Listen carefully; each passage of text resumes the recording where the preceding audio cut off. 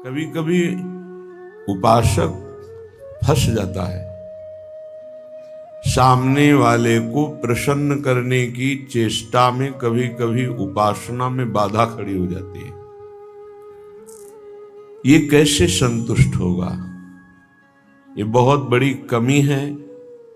इसी को कहा गया है दया बिना साधु कसाई, और दया करी तो आफत आई। सामने वाले को परमार्थ का उपदेश करके दूर हट जाना चाहिए।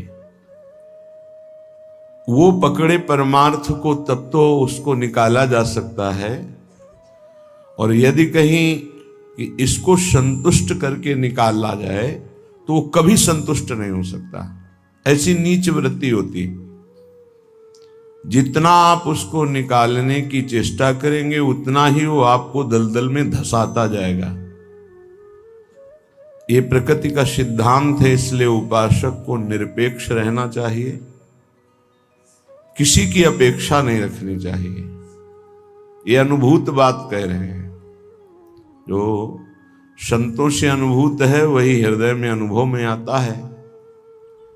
उपासक को यदि कभी ऐसा अवसर मिले कि किसी को भगवत मार्ग में बढ़ाना है तो वो ये ध्यान रखे कि हमें अपने को बचा करके इसको निकालना है। कहीं उसके मन की संतुष्टता के द्वारा हम परमार्थ निरूपण करेंगे तो वो कभी नहीं निकल पाएगा, क्योंकि उसका मन ये समझ जाएगा कि हमारे अनुकूलता को लेकर ये विचारवान है, हमारी अनुकूलता के लिए, बस वो आपको रौंद देगा। और परमार्थ का उपदेश दिया और निरपेक्ष हो गए और वो आप पर आसक्त होता चला जा रहा है, वो निकल जाएगा। त्रुटि यही हो जाती है उपासक से कि इसको कैसे संतुष्ट करूं, वहीं उसका पतन हो जाता है। पतन अपने आराध्य देव का चिंतन छोड़कर मांस के लोथड़े शरीरों का चिंतन होने लगता है। ये कैसे राजी रहे, वो कैसे राजी रहे, परिवार कैसे राजी रहे, भगत कैसे राजी रहे। निकले थे हरि को राजी करने के लिए और हो गया प्रपंच को राजी करना। ये बहुत सूक्ष्म बात है। ये शास्त्र सम्मत और हृदय सम्मत बात है, दोनों की अनुभूति। यदि भगवत मार्ग में आगे बढ़ना है तो किसी को संतुष्ट करने का भाव खत्म कर दे। शास्त्र सम्मत उपदेश है, पकड़ना है पकड़ो, नहीं पकड़ना है तो डूबो। तभी आप परमानंद का अनुभव कर सकते हैं, नहीं तो आपको फंसा लिया जाएगा। ये सूत्र उड़िया बाबा का है, दया बिना साधु कसाई और दया करी तो आफत आई। बीच में समझो, दया नहीं तो साधु कैसा, और दया की तो फंस गए। तो कौन सी दया आपका परम कल्याण में सहयोग कर सकती है? जो याद को ना नष्ट कर पावे। दया का उल्टा है याद। जो भगवत स्मृति में बाधा पहुंचा दे, ऐसी दया में आग लगे। भगवत स्मृति युक्त प्रियता प्रभु के चरणों में और दया जड़ चैतन्य में, तब तो निकल जाओगे। और अगर भगवत स्मृति को दया ने तोड़ दिया और उसकी स्मृति चल रही तो दुर्गति पक्की है। हिरण में इतनी स्मृति आ गई कि हरि स्मृति गई तो अगला जन्म ऐसे महापुरुष का पशु रूप में हो गया, मृग रूप में। तो बहुत सावधानी का ये परमार्थ मार्ग है। कभी कभी दया में चूक हो जाती है। ये दया बहुत बड़ी दैवी संपदा है, कोई साधारण नहीं है। महापुरुष अपने कल्याण की बात ना देखते हुए सामने वाले का कैसे मंगल हो, इस बात पर विचार युक्त रहते हैं। पर साधक को बहुत सावधान रहना चाहिए। इस दया रूपी सद्गुण से बचना चाहिए। ध्यान से इसको पकड़ लीजिए। दया रूपी सद्गुण से बचना चाहिए जब तक भगवत प्राप्ति ना हो जाए। दूर से दया का भाव, दूर से हृदय में कहीं इसका भाव प्रवेश हो गया कि इस पर दया करनी है, हम बड़े दयालु हैं, तो फंसा फंसाया है। भजन करने से हृदय बड़ा द्रवित हो जाता है। द्रवित हृदय में करुणा और दया की लहरें उठती रहती हैं। उसको लगता है क्या दे दूं, क्या कर दूं, कैसे ये भगवान में लग जाए। अच्छी बात है, पर व्यवहार में ये तुम्हारी बात कोई जान गया कि तुम इतने दयालु हो तो दुरुपयोग कर देगा। तुम्हारी इस दया का दुरुपयोग हो जाएगा। बहुत अच्छे से इसको समझ के बोल रहे हैं। इसलिए चाहे गृहस्थ हो चाहे विरक्त हो, यदि भगवत प्राप्ति करनी है तो दया रूपी सद्गुण को हृदय में दबा दो। बाहर से निरपेक्ष और उदासीन रहो। जब कभी भगवान ऐसी सामर्थ्य दें तो निरपेक्ष होकर के उससे कोई आसक्ति न रखते हुए उपदेश कर दिया और दूरी बनाए। नजदीकी बनाया तो फंसे, ये ऐसे है प्रपंची। नजदीकी बनाया तो फंसे, और फंसे तो तुम्हारी निंदा ये करेंगे, तुम्हारे ही विपरीत चलेंगे। बहुत सावधान। जैसे डूबने वाले को बचाने वाला जाए और चतुर तैराक ना हो, चतुर इसलिए कि अपने को बचा ले, तैराक इसलिए कि उसको भी निकाल ले, तो डूबने वाला पहला काम करता है बचाने वाले को डुबोता है और ऊपर उठ के सांस लेना चाहता है। बस ऐसे ही बहुत समुद्र में, प्रपंच में कामी क्रोधी लोभी ऐसे जो जन डूबे हुए हैं, साधु का कर्तव्य है उनको निकालना, पर परम प्रवीणता पूर्वक अपने को बचाते हुए, नहीं तो पक्का डूब जाएगा।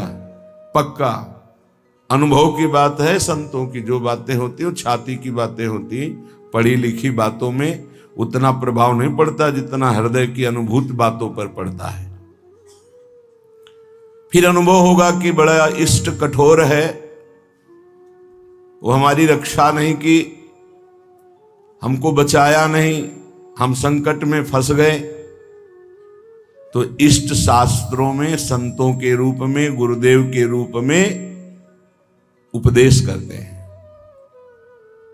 निरपेक्षम मुनिम शांतम निर्वैरम समदर्शनम। कहां यहां ऐसा लिखा है कि तुम ऐसी दया करो कि उसी का चिंतन करने लगो, उसी के गले लग जाओ, उसी को अपना मान लो? कहां लिखा है? निरपेक्षम, किसी की अपेक्षा नहीं। हम उपदेश कर रहे हैं, उसको पकड़ो तो आओ, जैसे हम चाहें वैसे चलो तो आओ, नहीं तो जाओ। भगवान का ही सब बनाया हुआ खेल है, भोगो खेलो, नरक जाओ स्वर्ग जाओ, तुम्हारी रुचि। अगर मुक्त होना चाहते हो तो आज्ञा का पालन करो, निरपेक्ष रहे। निरपेक्षम मुनिम, मननशील, एक क्षण भी अपने प्रभु को ना छोड़े। इस संसार का सूत्र है। यदि आप निरपेक्ष रहे तो आपकी चरण धूल माथे पे चढ़ाएगा और आपकी आज्ञा का पालन करेगा। और यदि आपने दुलार कर दिया, उसको अपेक्षा कि ये भगवान को प्राप्त हो, ऐसी चेष्टा करके दुलार कर दिया, तो वो तुम्हारी बात को रौंद देगा। सामने वाला यदि अपना परिवर्तन नहीं चाहता तो पूरा जीवन संग दे दो तो भी उसका परिवर्तन नहीं होने वाला। अगर परिवर्तन चाहता है तो दूर से एक शब्द सुनकर उसका परिवर्तन हो जाएगा। साधु बहुत सावधान। बड़े बड़े जो संत अनुभव करके बोल गए हैं, वो अपने अनुभव से बोल रहे हैं, अपने हृदय की बात बोल रहे हैं। आप पकड़ लोगे तो आपका चिंतन नहीं बर्बाद होगा, वो अनुभूत बात आपको माया से बचा लेगी। सदैव अपने इष्ट देव के विचार में रहना चाहिए। भूल ये हो जाती है कि हम उसे प्रभु न मानकर उसका कल्याण करने का ठेका ले लेते हैं। हम इसका उद्धार कर सकते हैं, भूल हो गई।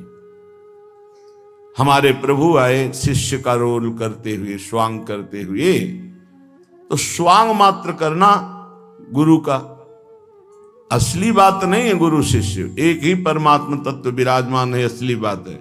ये भूल हो जाती है। कैसे ये संभले, कैसे ये दुखों से निवृत्त हो, कैसे भगवान को प्राप्त हो। थोड़ा बस उसके अनुकूल हो गए, वो तुम्हारी हर बात रौंद देगा, तुम्हें सेवक बना देगा, अपना गुलाम बना देगा। मान लेना हमारी बात, दिमाग में लिख लेना। एक साधारण विषयी आदमी तुम्हें अपना गुलाम बना सकता है। कैसे? उसकी अनुकूलता को यदि तुमने परोसा, बस वो तुम्हारी आज्ञा का उल्लंघन कर देगा।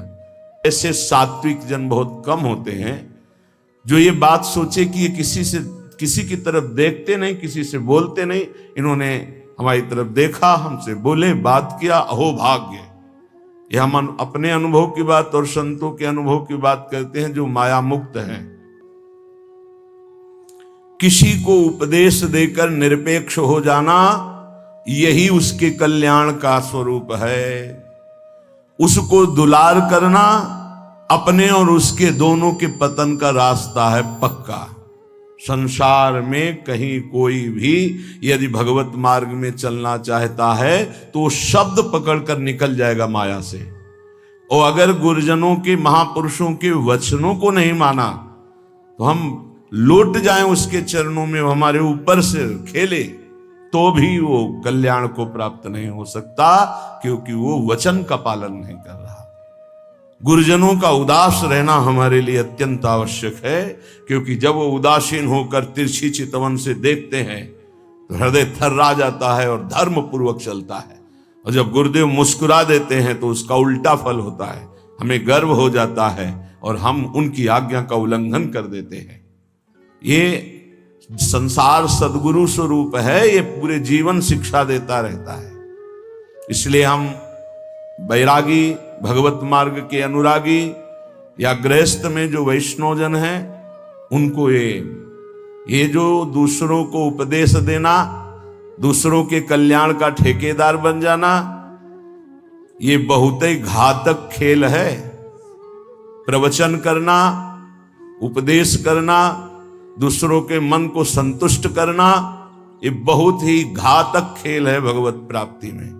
तब तक मुंह नहीं खोलना चाहिए जब तक स्वयं साक्षात्कार भगवान का न कर ले, नहीं तो मिटिया मेट साधना को करने के लिए ये माया प्रपंच बहुत विचित्र है। उस समय आपको अनुभव होगा कि भगवान बहुत कठोर हैं,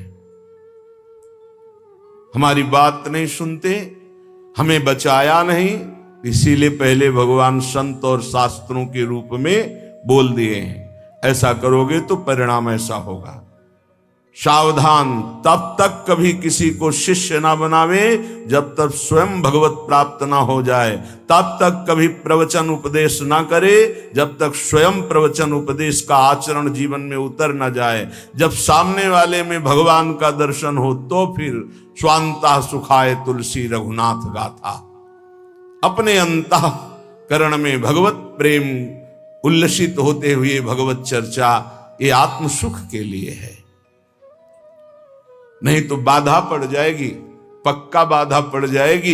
इष्ट का चिंतन छूट करके इसको कैसे प्रसन्न करें, इसको कैसे राजी करें, इसको कैसे दुलार करें, बस इसी में अब आप विचार करो। एक संसार त्यागी वैरागी भगवान के मार्ग का पथिक प्रपंचिक शरीराभिमानी भोगी विषयी पुरुषों के संतुष्टता के लिए वो विचारवान हो गया। ये विचार है गलत। तुम्हारे विचारों का उनके विचारों में प्रवेश हो जाए और वो तुम्हारे विचार में मगन रहे, तब उनका कल्याण होगा। तुम अपने विचारों को दबाकर उनके विचार में मगन हो गए, तुम्हारा पतन हो जाएगा। इसीलिए प्रचार प्रसार के लिए सिद्ध पुरुषों का अधिकार है। श्री वृंदावन दास जी महाराज विचारत ऐसे ही दिन रात दिन इसी विचार में मगन रहो। श्यामा श्याम का नाम, श्यामा श्याम का रूप, श्यामा श्याम की लीला। कब मिली हो ब्रज जीवन प्यारे, गोरे सावल गात। विचारत ऐसे ही दिन जात। उपासक का कैसे दिन जाता है, कैसे रात जाती है। विचारत ऐसे ही दिन जात, कब मिली हो ब्रज जीवन प्यारे, कब मिली हो, कब मिली हो, विचारत ऐसे ही दिन जात, कब मिली हो ब्रज जीवन प्यारे, गोरे सावल गात,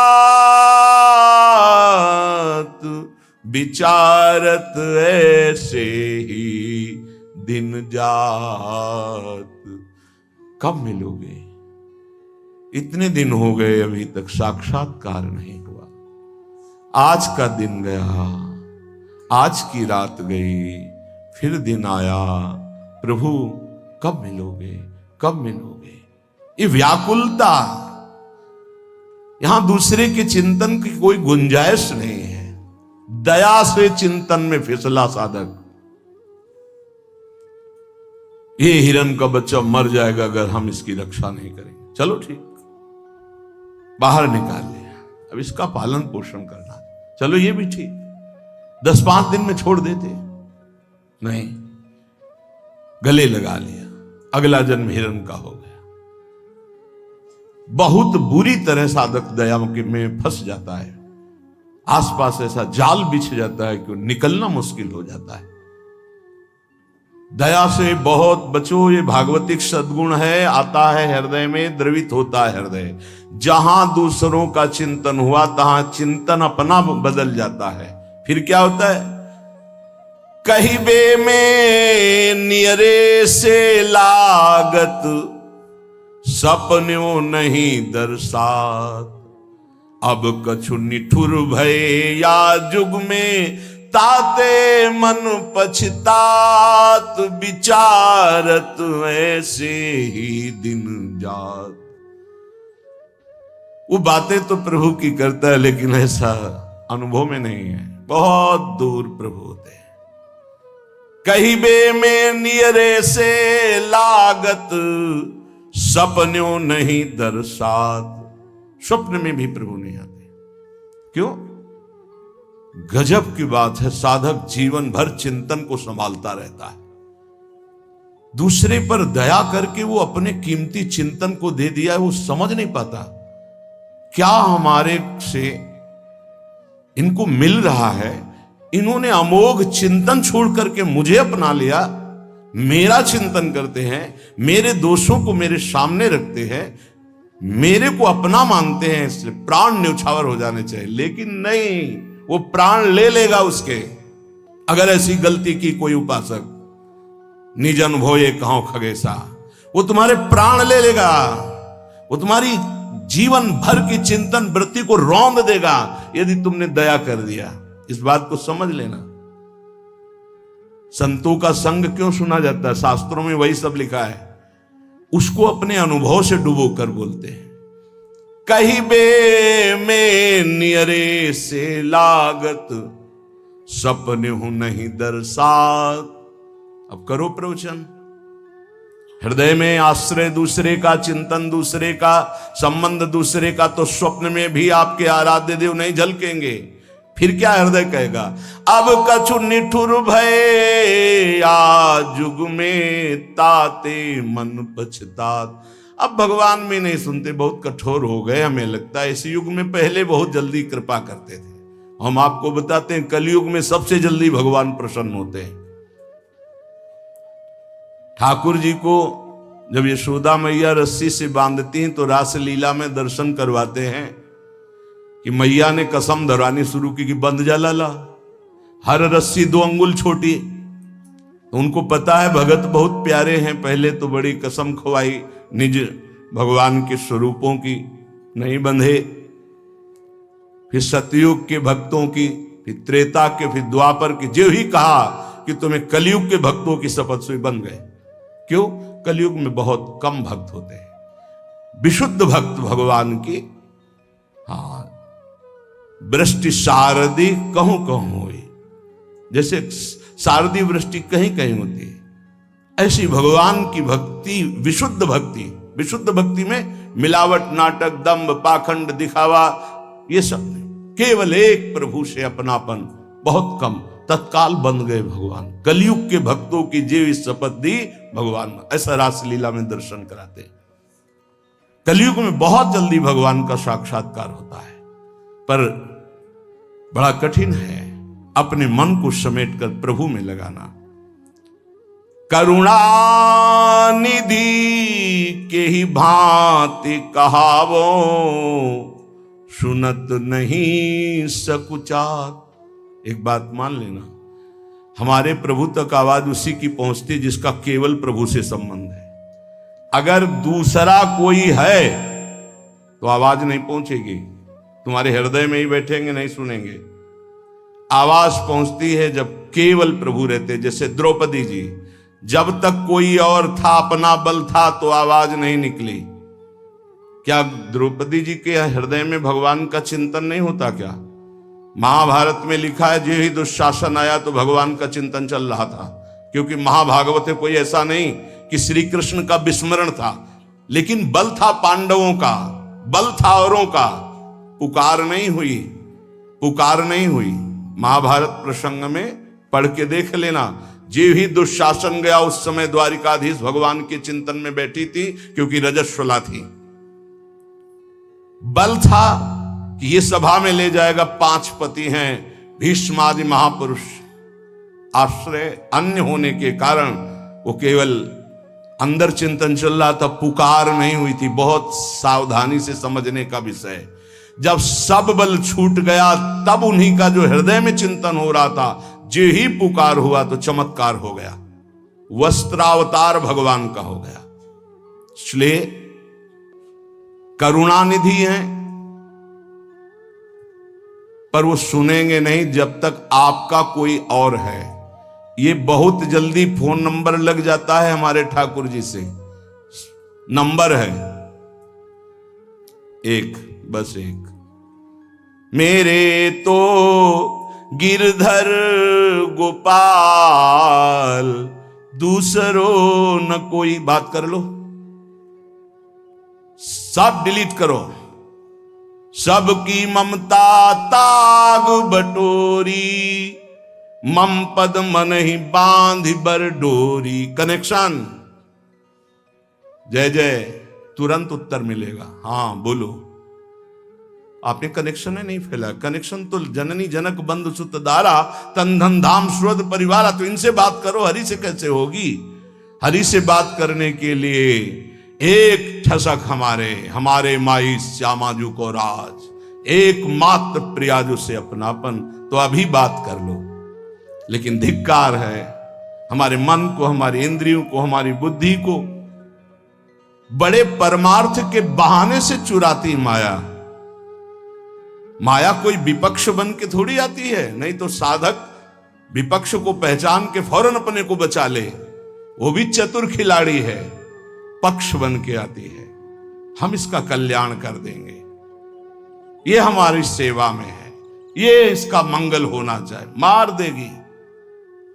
विपक्ष सेवा के बहाने से घुसता है और फिर मार देता है। ये बात ध्यान रखना, पकड़ लो हमारी बात को।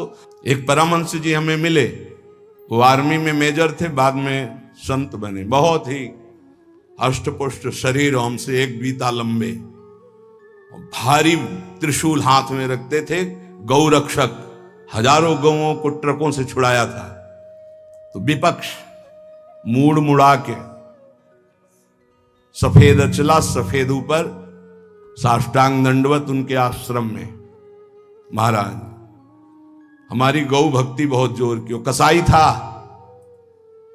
आपका शिष्यत्व स्वीकार करने आए, जो आपका नाम सुना, आपकी गौ भक्ति, तो उनका भैया बड़े भाग्य हैं आपके, बस हमें केवल गौ सेवा करनी है, आप अपनी गौ सेवा में रख लो। हजारों लाखों गौएं थी और इतनी नम्रता 1 साल में की कि सेवा में आ गया, शरीर सेवा में।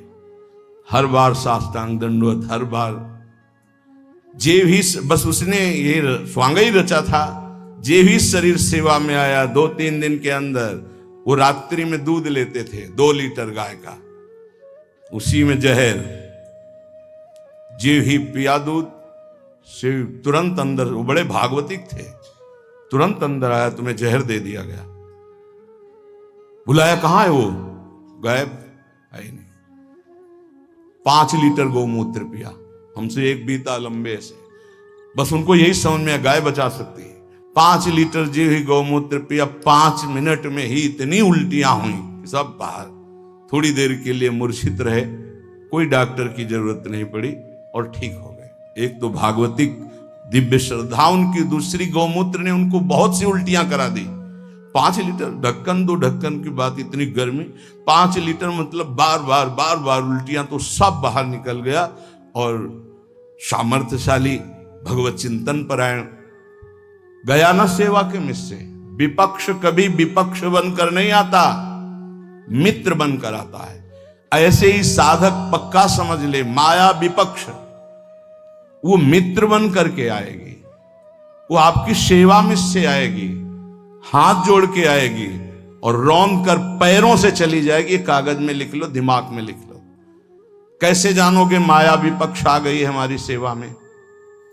जिसके संग से प्रभु का चिंतन छूटे और उसका चिंतन बनने लगे, चाहे जिस भाव से हो, चाहे दया से हो, प्यार से हो, दुलार से हो, किसी बात से हो, बस समझ लेना ये विपक्ष है, अपना पक्ष नहीं। क्योंकि जिसके संग से प्रिया प्रीतम की स्मृति निरंतर चले वो तो अपना पक्ष, और जिसके संग से प्रिया प्रीतम का स्मरण चला जाए और उसकी स्मृति आ जाए तो जाके प्रियन राम वैदेही तजिए ताहे कोटि वैरी सम जद्यप परम स्नेही, परम स्नेही का रूप लेकर के आते। बहुत सावधान उपासक को रहना चाहिए, नहीं तो करुणानिधि प्रभु होते हुए भी तुम्हारी बात नहीं सुनेंगे, तुम्हारी आवाज नहीं जाएगी वहां तक। फिर कहोगे भगवान ने बचाया नहीं, तुमने सिद्धांत का भंजन किया, सिद्धांत के विरुद्ध चले, इसीलिए तुम मारे गए, इसीलिए तुम्हें गिरा दिया जाएगा। बाद में दोषी तुम होगे क्योंकि तुमने दया की, यहां भी और परलोक में भी। 3 जन्म लगे भगवत प्राप्ति के लिए। पहले जन्म में ही पिता भगवान थे ऋषभ देव जी, भरत जी के। ये लीला करके उन्होंने दिखाया। इसलिए वैष्णव, सन्यासी, साधक, उपासक अपने जीवन में बहुत सावधान रहे, पूरे जीवन में। कभी कभी जगत कल्याण की भावना भी उसको बंधन का कारण बन जाती है। इसलिए जगत भगवत स्वरूप है, इसका कल्याण नहीं करना, तुम अपने को बचा के निकल जाओ, यही बहादुरी है।